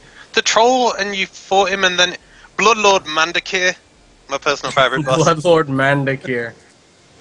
Hey man, I voted him high. I was convinced I was going to get him onto the list, but it was not to be. Even including the twin emperors and Will of the Emperor, even. So, I mean, not, you know, other things other than actual people. Anixia Like, was you know, on the a first set of list people. twice. Yeah. Anixia was on the list twice. It's Anixia and Anixia Mach 2.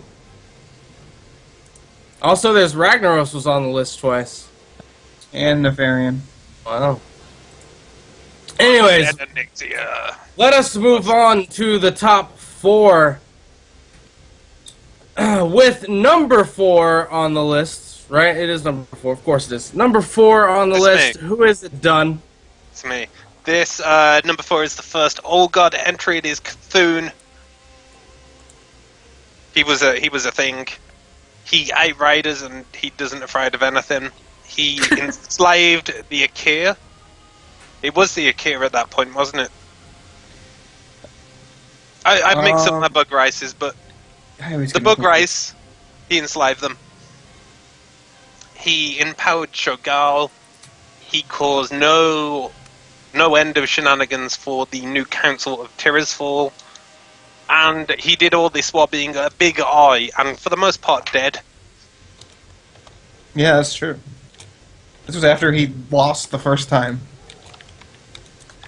So yeah, basically, Cthulhu died, and then still did all this cool shit. So I don't know how you can be tougher than that.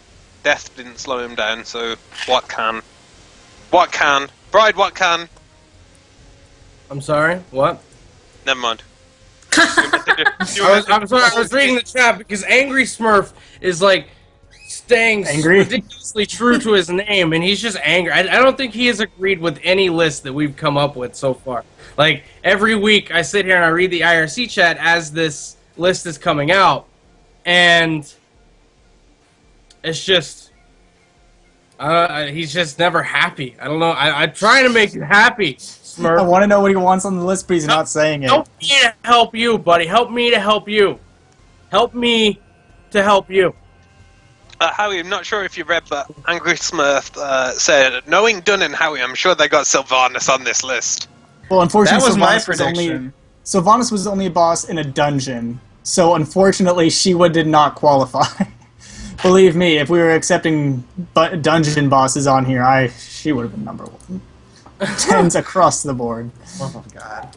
Right on. Okay, Howitzer, you're up next. So, before we get to the top three, let's review.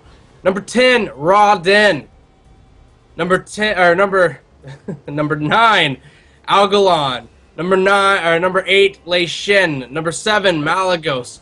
Number 6, Deathwing. Number 5, the Lich King. Number 4, Cthulhu. By the way, I was messing up on all those because on our spreadsheet, it's one, like, the number on the side is one behind. So Rodin on this thing is number 11, Algalon number 10, and that's why I was getting so confused. Because, you know, we have the thing that says character at the top that tells us, you know, what we're looking at.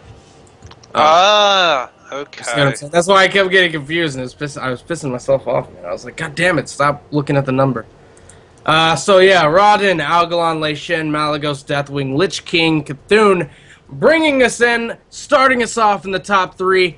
Howitzer, who is the third toughest boss, lore-wise, in World of Warcraft? That would be Chessavent and Karazhan. Chessavent and Karazhan. Chessavent Karazhan. Number 3. I think he's right. In all I actually seriousness, voted that number 1, but I mean, what can you know? yeah, I mean, you got to make sacrifices. But in all seriousness, it's Archimond, one of the lieutenants of one of the former lieutenants of the Burning Legion, because I mean he's not around right now. He did. Basically, you know, he's part of the two. You know, you gotta kill Jaden Archimond. And so he's considered in power to be one of the greatest members just below, not just below, but below Sargeras, and then you got the 2 lieutenants. So you know he's got tons of power if he's going to lead these massive armies across the world. When we see him in Warcraft 3, he comes in, he crushes Towers of Dalaran using sand, just builds a little sandcastle and just swipes it down to destroy Dalaran, but luckily they escape. He takes away, although, I mean, he was trying to destroy the World Tree and destroy all of Azeroth, but he did manage to get rid of immortality for an entire race. He is one of the hardest people we have ever come across in Warcraft. Fighter. He is the ultimate fighter, the ultimate street fighter. But yeah, I mean, he's just super strong and part of the big triad. I'm going to call him the triad from now on. And that's why he's number 3. Okay, I've been watching Charmed lately. And by I've been watching Charmed lately, I mean my better half has been watching Charmed lately while I'm on the computer, so I can hear Charmed. And when you said the triad, I was immediately taken back to Charmed. I'm looking once again. I'm looking. Number 1, I would like to point out. Look at Necro being all healthy with his water. Oh, I've got a bottle of water too. What you missed before you came on is I was eating Pop-Tarts like a good fat person. So It's okay, I've got some Pop-Tarts up here as well. Yeah, I've got strawberry flavored ones. I brought Pop-Tarts back from America because over here we do strawberry and chocolate, that's all. But in America, like, there's all the flavours, as I'm sure many people know. And I brought back chocolate fudge sundae Pop-Tarts. That's that's ironic because that's exactly what my girlfriend brought home last night from work. She's like, "Look, they're the best we just got these. They're new at the store, and I wanted to try them. They are fucking." Okay, not only are they really good, but like in Florida, they've been selling them for at least 6 years. Really? Get with the times, Oklahoma. We probably only got them because they felt bad about the tornadoes. They're like, maybe we should give them the Give them a new fudge flavour. Sunday Pop-Tarts. Cheer them up. Did it cheer you up though? Have you No, tried? I didn't think it was that good actually, but you know, They're the neither here nor best. there. Okay. And then I was gonna say, I'm looking at the IRC here, and they are talking about if Kil'jaeden isn't number 2, then fuck this list and fuck these guys. They don't know anything. They don't know what they're talking about. And they'd be right. It is, And they would be right. Number 2 on the list, Necroxus. It's not Kil'jaeden. Who is it? It's not Kil'jaeden. It is your best friend with a million mouths. If you don't love him, he'll mind control you until you do. He is the lucid dream, the beast with 1,000 maws, the fiend of 1,000 faces, and the god of death. His name is Yogg-Saron. He is the second old god. Jesus, I like That you was have that written down. Did you have that written down? That one, guys. Was that good? Was that good? He's actually raiding Alderwar as we speak. I His feel like there's a entire raid person. group have been sat there for like 15 minutes. Like, can we pull him yet? It's like, no, yeah. No, I have to see him say his whole quote. I feel Yeah, like yeah. there's a person behind his computer with the cue cards and just like having it all written out. He's had this plan for like a week, knowing that he would be on this list. Funnily enough, I actually prepared that in like the last 10 seconds because I was trying to figure out how I could make a good intro. Anyway, number 2 is Yogg-Saron. He is the second old god that we dealt with as players, as a boss. There's a laundry list of things that he's famous for. Curse of Flesh might be the biggest one. He corrupted all of the keepers in Ulduar. He corrupted I don't know if Vordrasil was the first attempt at another world tree. I don't remember. I think When they tried to make another world tree, Yogg-Saron was like, I ain't having that, and he corrupted the shit out of it. Doesn't, like in the brain room, isn't it hinted at that he had something to do with the Demon Soul and Sarfang the Younger being a Death Knight? Yes.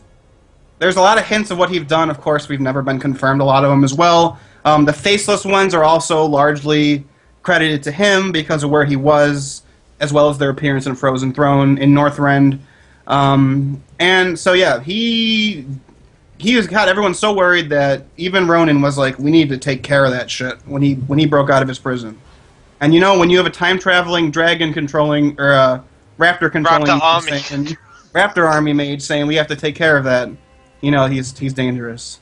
So, Yogg-Saron number 2. Alright. Now, I'm looking at IRC. Now everyone is saying that, you know, we've got... Howitzer, actually, says Gruul number 1. I was wanting that. I was like, Gruul is pretty badass. So we got a Hakar the Soul Flayer number 1. Angry Smurf says if Illidan is number 1, he quits. Jaraxxus number 1. Ashara number 1. But everyone was complaining about number 2 needing to be Kil'jaeden. No one is saying Kil'jaeden number 1, which kind of surprised me, considering that Kil'jaeden is number 1 on the list of the top 10 toughest bosses lore-wise in the world of Warcraft. Kil'jaeden, and there's gonna be an argument, I'm sure, over Kil'jaeden and Archimonde, which one is stronger.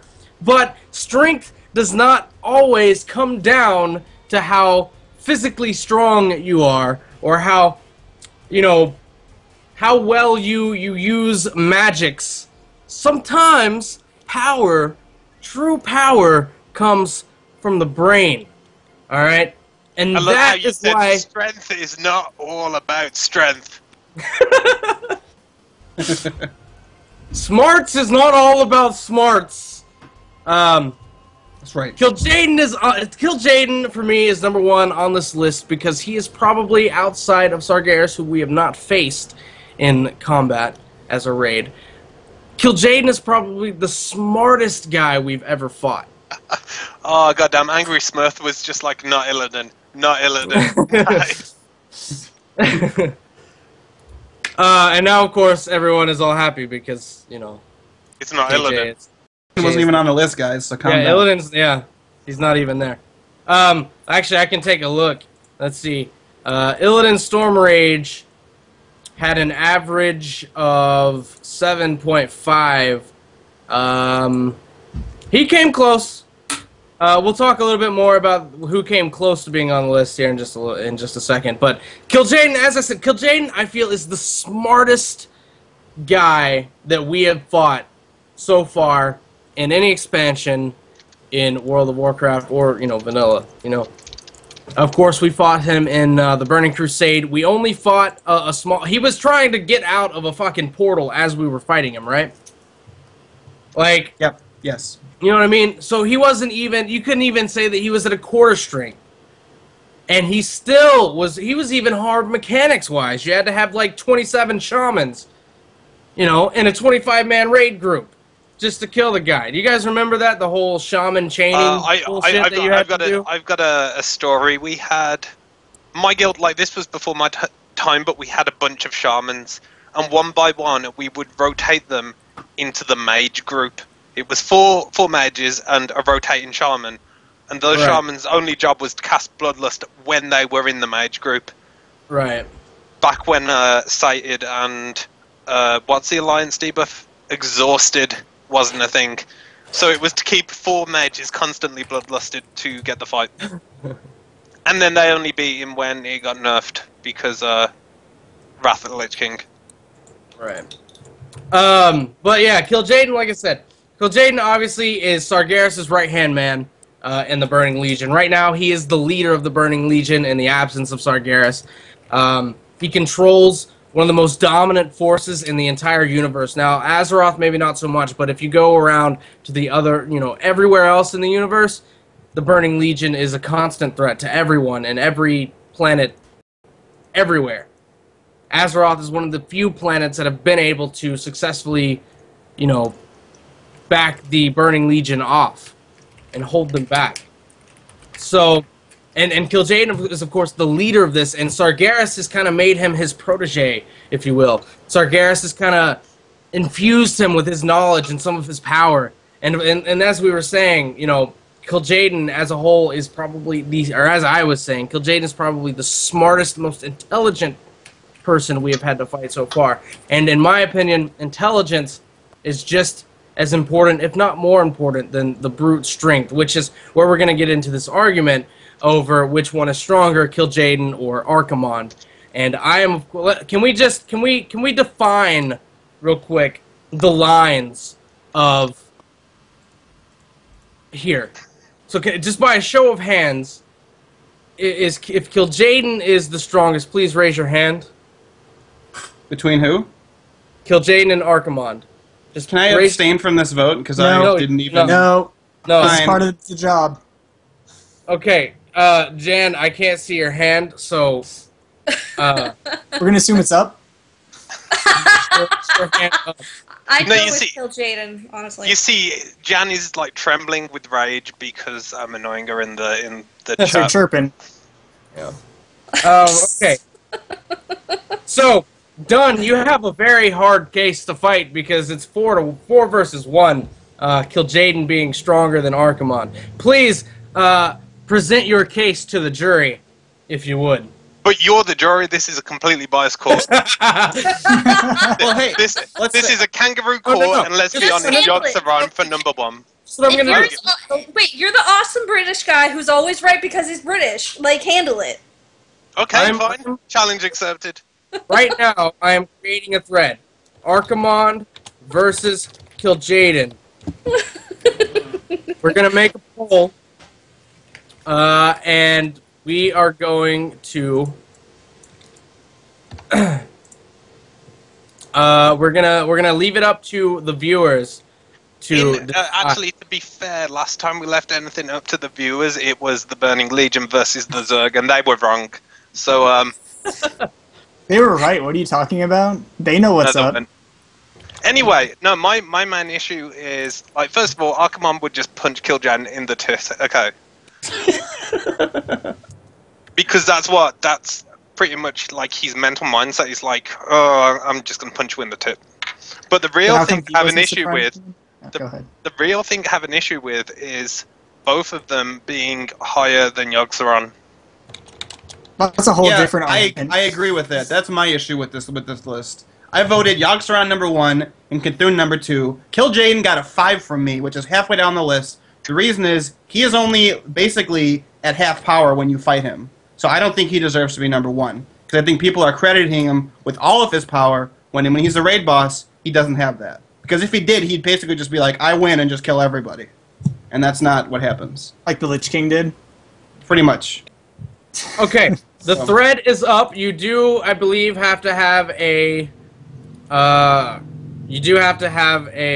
account on the forum to vote, so make sure you do that. It's really simple to sign up. Up there at the top, you should see a little button that says register. Click on it. Follow the little settings, and then vote. By the time we're done with this argument, and by the time we get done with everything else, we are going to reveal the winner, I suppose. In the meantime, again, my argument is fairly simple. Intelligence, to me, is just as important as brawn. And obviously, I think Kil'jaeden is very proficient in casting abilities in the element, and very in tune with the elements and things like that. And he knows how to wield magic very, very well. He's also not weak physically by any standard, but he's a tactician. He's a hardcore tactician. He knows people's weaknesses. He knows how to exploit those weaknesses, and he does it very well. Archimon is just kind of a brute to me. He doesn't have that same vigor that Kil'jaeden does when it comes to knowing your opponent and finding out the best and most efficient way to dispose of him. And that's why you say that like Archimon isn't like a battlefield genius as well. Not anywhere near the level. If he was, he would have been Supreme Commander, and he wasn't Supreme Commander. Kil'jaeden was. Exactly. Archimon was the general of like the Burning Legion attack forces. Yeah, but he wasn't Supreme Commander. Supreme Commander outranks General. And there's a reason why there are rankings, and there's a reason why Kil'jaeden was given a higher ranking than Archimon. Yeah, but he wasn't given a higher military rank. He was just given. He is a higher. He was given rank. A higher military rank. I disagree with that. He was. That's what it is. That's what they are. He was literally given the title Supreme Commander of the Burning Legion. I know. If you can't even deal with the Draenei, how tough are you really? He could. Okay, Archimon couldn't deal with a bunch of Night Elves. And Azeroth itself. Yeah, but who really? I mean, Blood Elves. I mean, he couldn't even destroy the city of Dalaran. They got away in a floating bubble. But then he destroyed the city. You just said when he showed up, he destroyed the city. I said this tower of the city. I didn't even play the game, so I'll take your word. Yeah, you don't know. Yeah, I'm just saying that if Archimon knew he was better than Kil'jaeden, he wouldn't have let Kil'jaeden take that higher spot, and he would have actually contested it. But if you know you're a lesser being, you don't even fight the other guy. That's entirely untrue because of small dog syndrome. If you think you're a lesser guy, you often try to fight your superiors. Like little dogs. But no, the point is, maybe Illidan didn't want to have like the cushy desk job that Kil'jaeden has because he wanted to fight. And that's what Illidan was chilling in Black Temple. Did I say Illidan? Because I meant Kil'jaeden. Well, alright, so we're gonna just update this real quick. Looking at the poll right now, Kil'jaeden is very much in the lead by actually 100% in the lead, I might add. No votes for Archimon so far. Coming down here, Tyrannor says, Hold on. considering the fact that Rise of the Horde mentions that Kil'jaeden is magically stronger than Archimonde, and we know for a fact that Kil'jaeden is smarter than Archimonde, the answer should be obvious, and I agree completely. Moving on down, it says Kil'jaeden was very... Vandalia says Kil'jaeden was very determined that he tracked down the Draenei until he finally found them and got someone to basically wipe them out. And it took him 25,000 years to do it. That is dedication. And then the Breadman probably brings up the best argument out of any of us. If you have any doubts on who's better, ask yourself one simple question. Which one of the two is still fucking alive? Okay, okay. Related question, Okay. hear me out.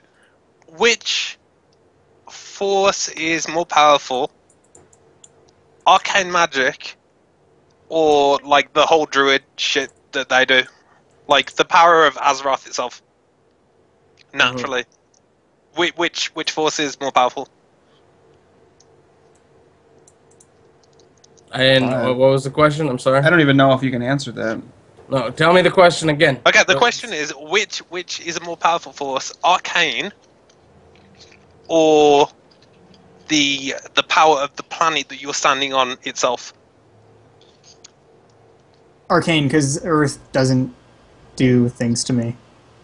Yes, but in the World of Warcraft, Oh, so you didn't say that. well, we don't have Arcane here either, so You don't know that? Yeah, there's really no way to answer that question.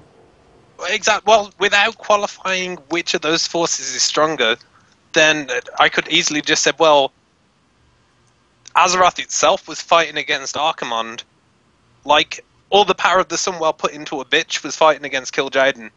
So Well, basically, you have to look at what Sargeras saw. Sargeras looked at both of them and said, okay, Archimonde, you're going to take on Azeroth. Kil'jaeden, you're going to take on the rest of the universe.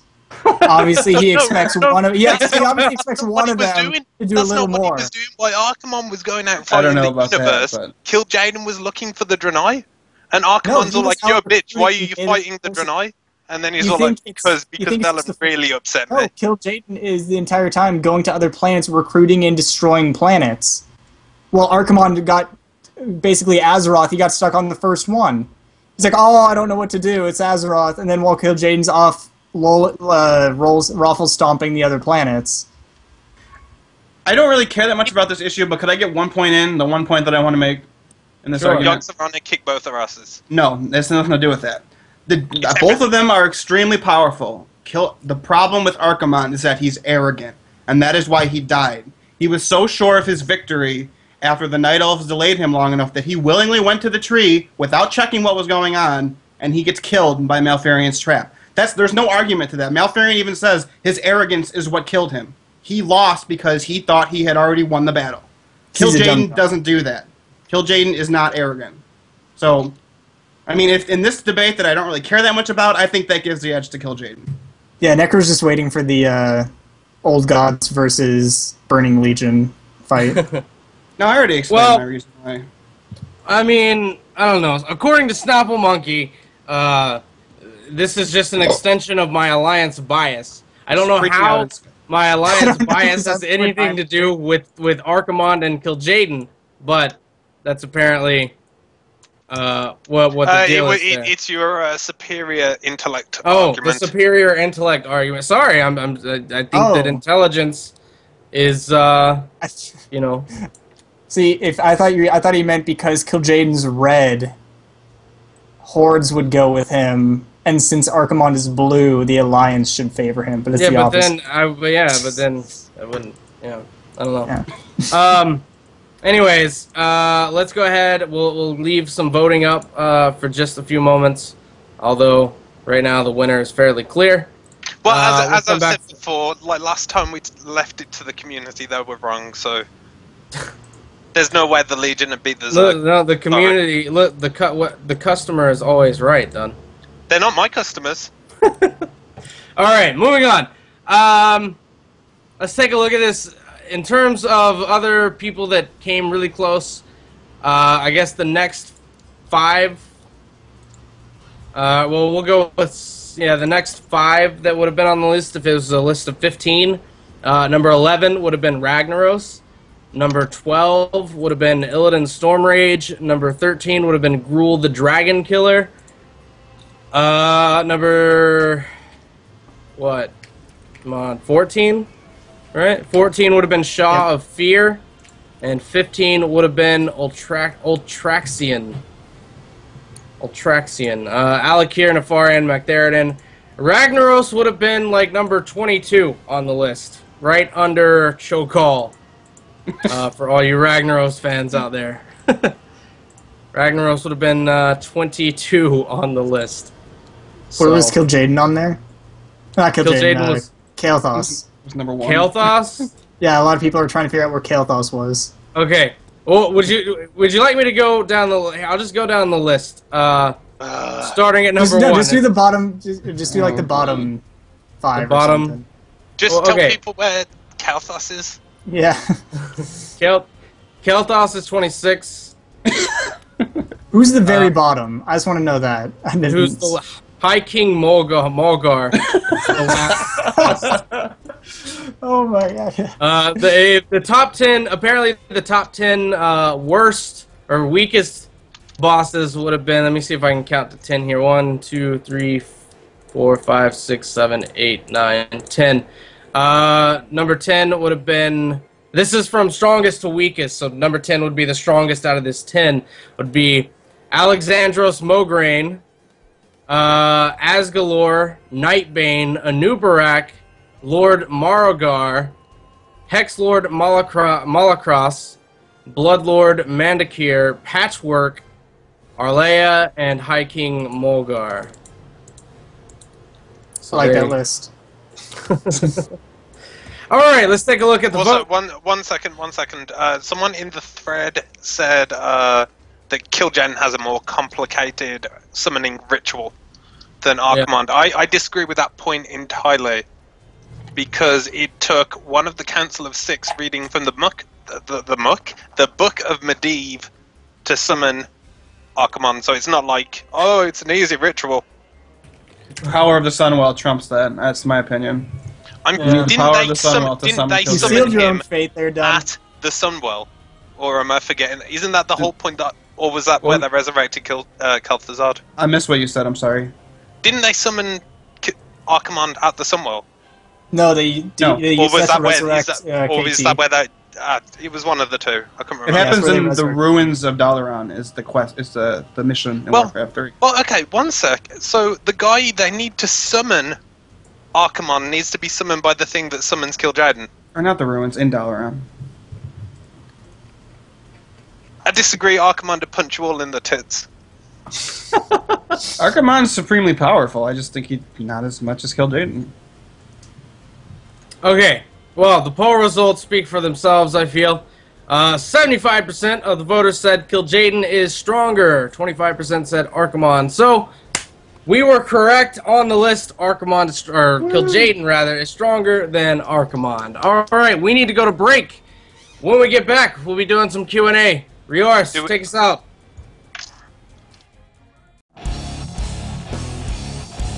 Thanks for listening to But Wait, There's Lore. Show your support in the real world by picking up one of our brand new Season 6 But Wait There's Lore series t-shirts, only at printonblack.co.uk.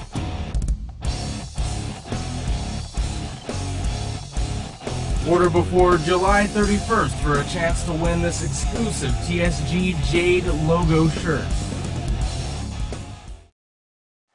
Want to stay up to date with all the latest happenings around the Smoking Gamer and its crew?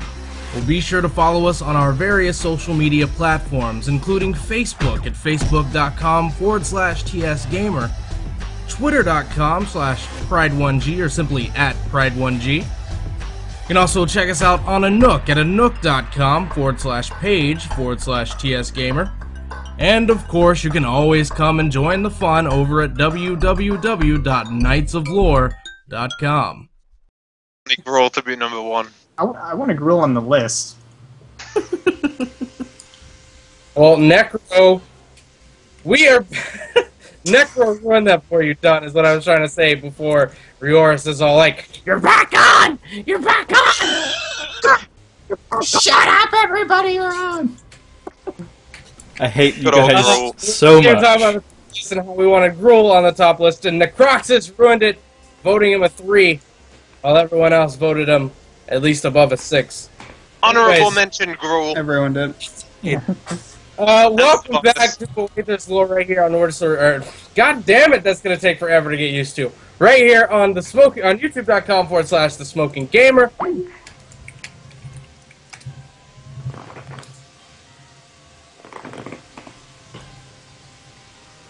Oh shit!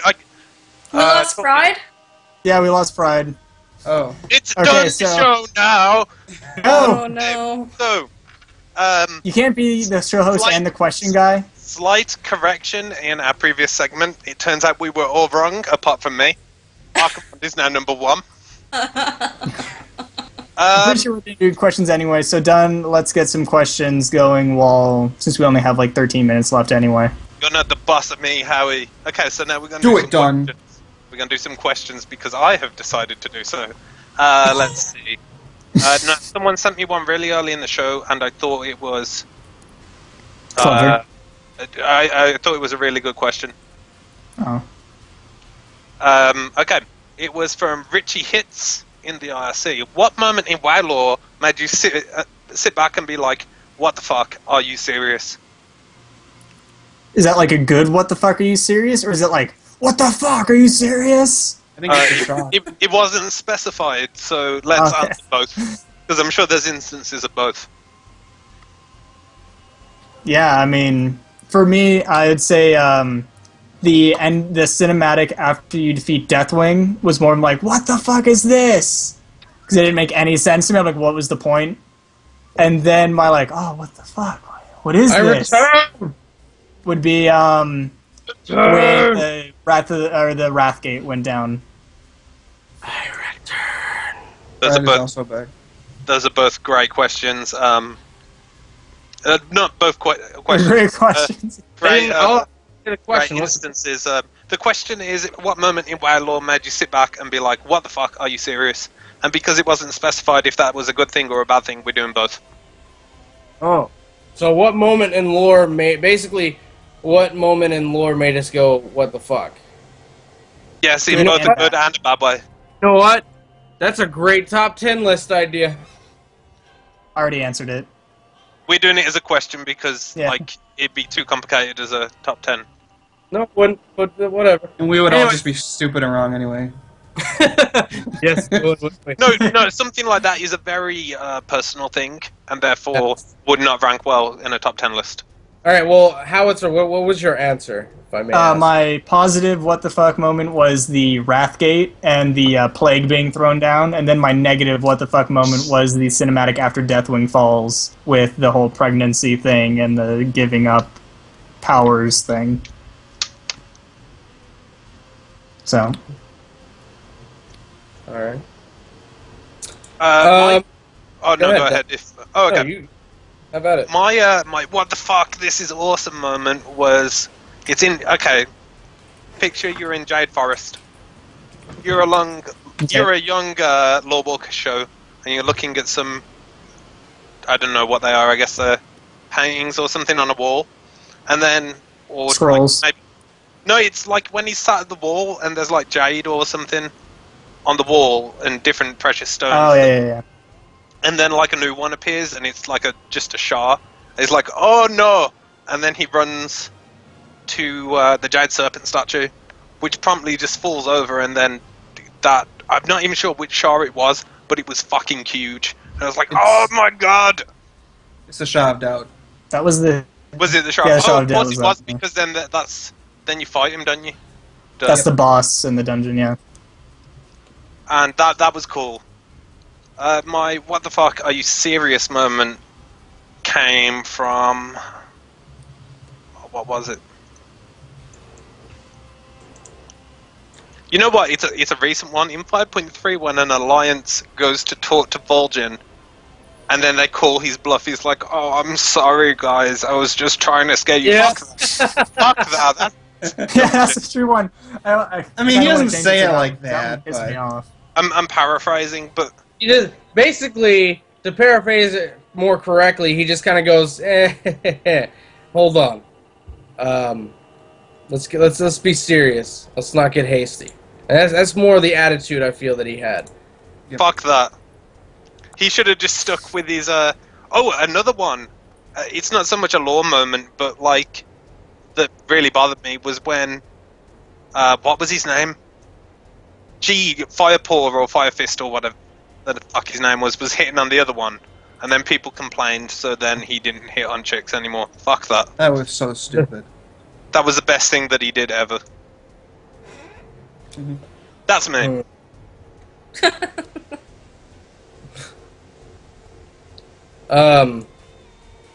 Okay. Well, I don't know about you guys, but my stream is apparently frozen. Oh, there it goes. It's back now. Okay, we're good. Anyways, Necro or Jan, one of you guys, I'm still deciding. Go ahead, Jan. Wait, what? Answer the question. Everyone's stream is frozen right now. I think I missed the question. I didn't hear a question. I just heard Neko or Jan. The same question. Okay. I'm so confused. I'm so sorry. Okay. The question is, what is your,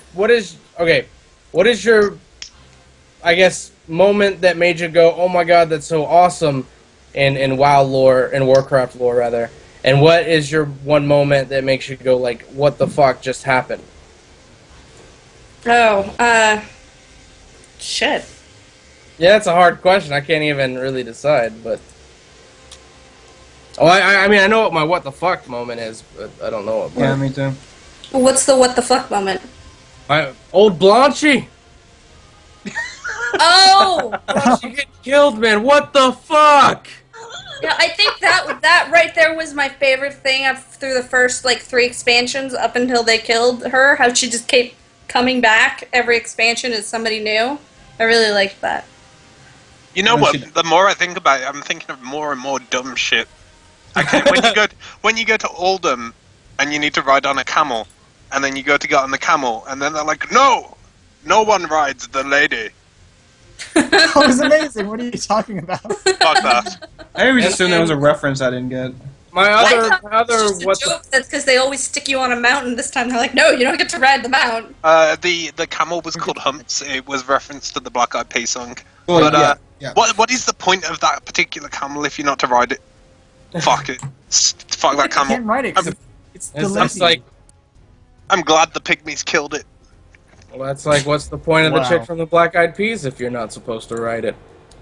Oh, shit, dude. Very valid statement. Listen to her sing? Oh, Nah, thank fuck you. that. I love Fergie. She's the best. Okay. Solo album, and I'm not even thinking. Alright, so my what the fuck moment, I guess, would be a tie between Old Blanchy and then, well, I had another one, but I forgot it now. I guess my what the fuck, this is so awesome moment would be basically when Vol'jin threatened Garrosh, just like straight up threatened him, like, yo, when you get shot in the heart by an arrow, you know who the fuck did it, bro. Yeah, I think my awesome one's definitely seeing her. It was seeing her the second time was just like, oh look, that's cool. She was in the when you went back in time to Old Hillsbrad, and then you saw her again when they changed Westfall. I was like, whoa, that's so cool. They brought her back again.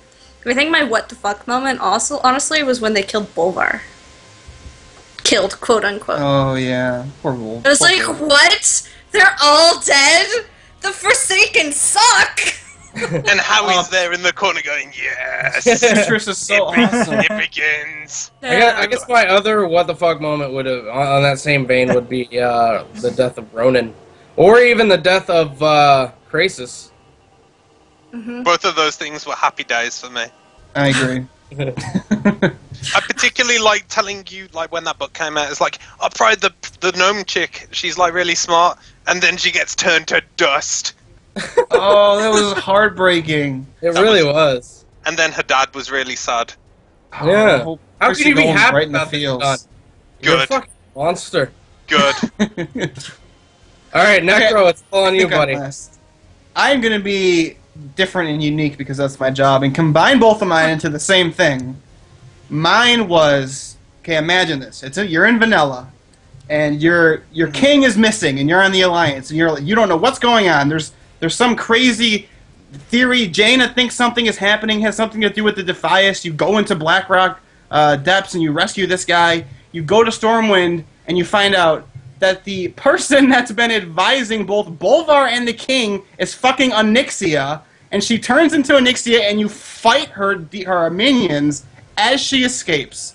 That was like the first lore moment where I was like, what the fuck just happened?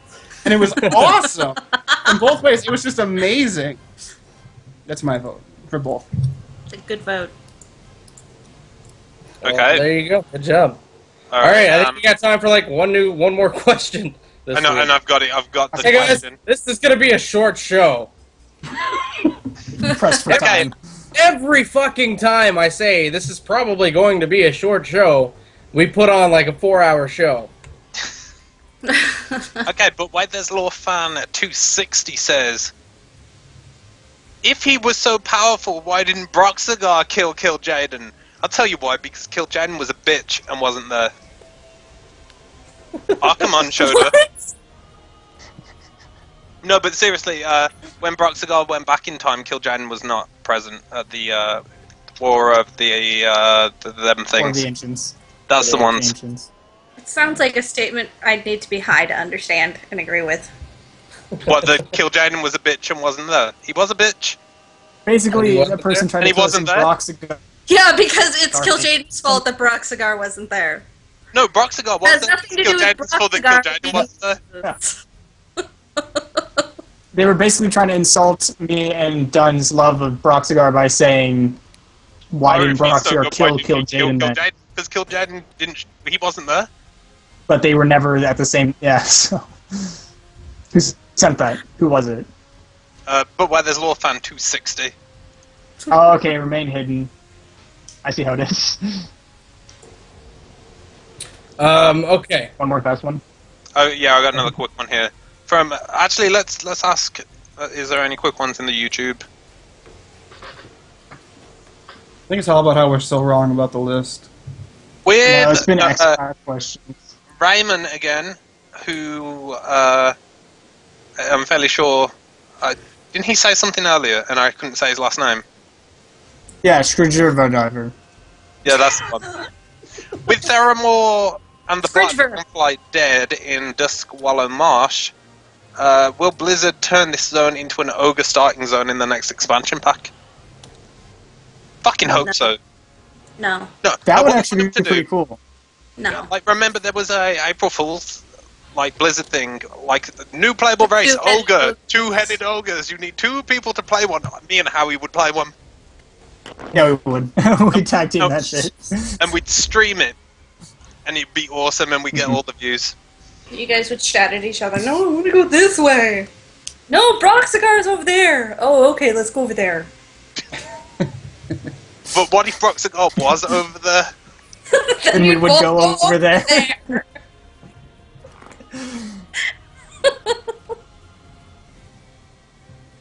No, I think that'd be really What was cool. it? Me and Dunn actually leveled all of Mississippi, and other than me picking up all the things, so Dunn couldn't have any. Other than Dunn constantly trying to kill me using mobs, we did pretty good.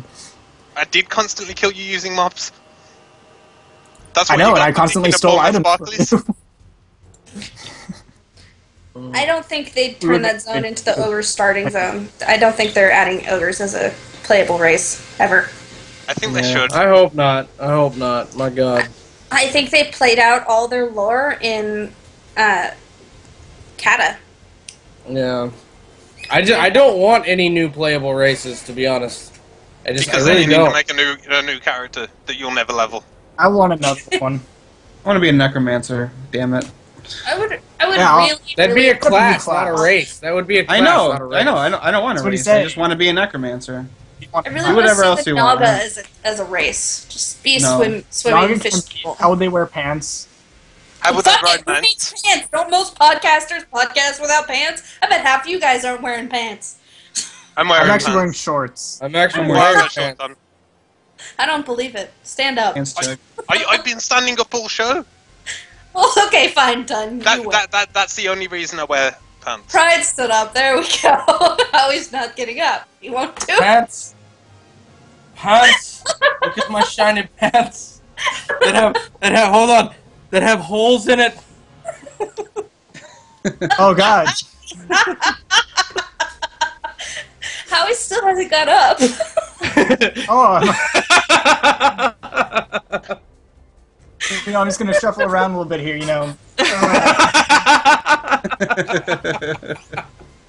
This is my See, fourth here they are. knee. Those were the shorts I was wearing. Oh shit! 1 sec. I'm watching the stream. None of this has happened for me yet. I just missed everything. Yes.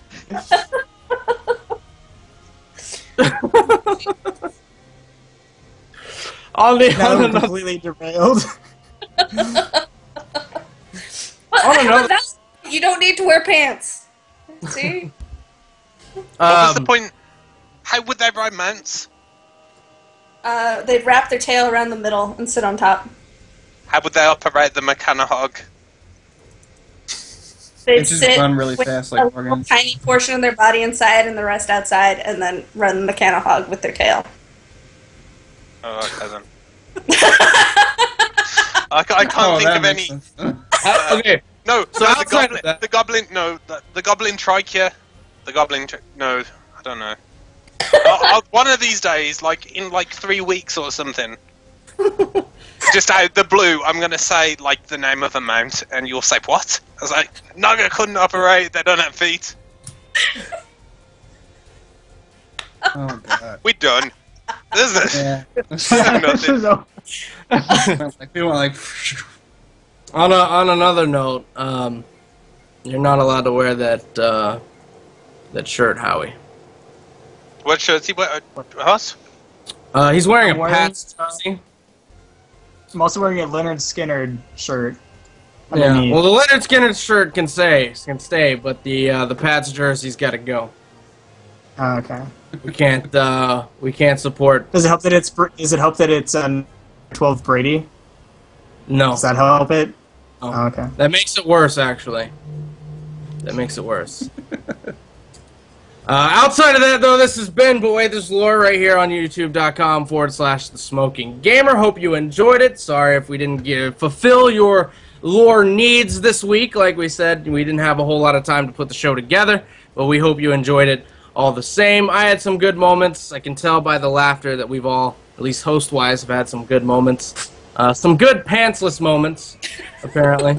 I find most of my good moments are pantsless. And with that said, ladies and gentlemen, we will see you next week.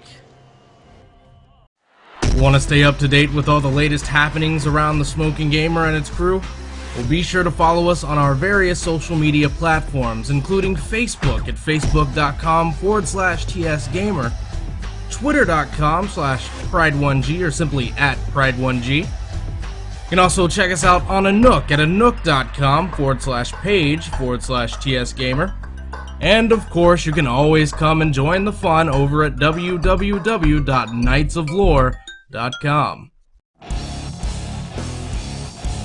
Thanks for listening to But Wait, There's Lore.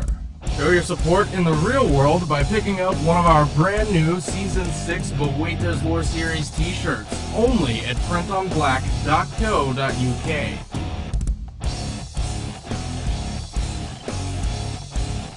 Order before July 31st for a chance to win this exclusive TSG Jade logo shirt.